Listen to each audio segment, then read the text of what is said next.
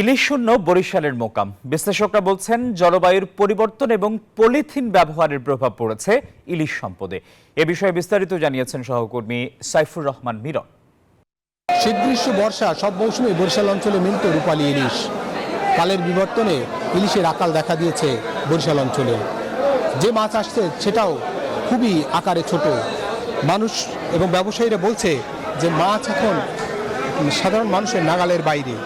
ছোট মাছ ধরা বন্ধ করার জন্য গুরুত্ব দেওয়ার কথা বলছেন ব্যবসায়ীরা। যেহেতু বাজারে বড় আকারের ইলিশ না পাওয়ার কারণে ক্রেতা এবং বিক্রেতাদের মধ্যে রয়েছে মিশ্র প্রতিক্রিয়া। আমরা যদি একজন ব্যবসায়ীর সঙ্গে কথা বলি যে বরিশালে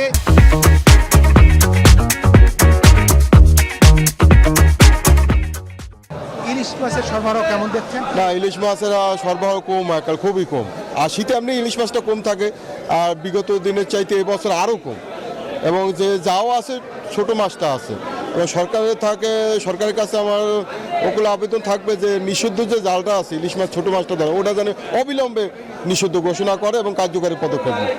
যেমনটা বলছেন, যদি ছোট মাছ ধরার যে জাল সেই জাল যদি বন্ধ করা যায়, অর্থাৎ উৎপাদন বন্ধ করা যায়, তাহলে আগামী মৌসুমে অবশ্যই ইলিশের সরবরাহ বাড়বে, এমনটাই বলছেন জেলে এবং ব্যবসায়ীরা।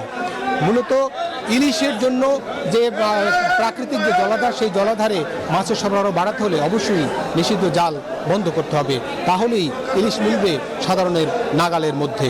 বরিশাল থেকে এই ছিল ইলিশ নিয়ে সবশেষ তথ্য। বরিশাল থেকে জানাচ্ছিলেন সাইফুর রহমান মিরন।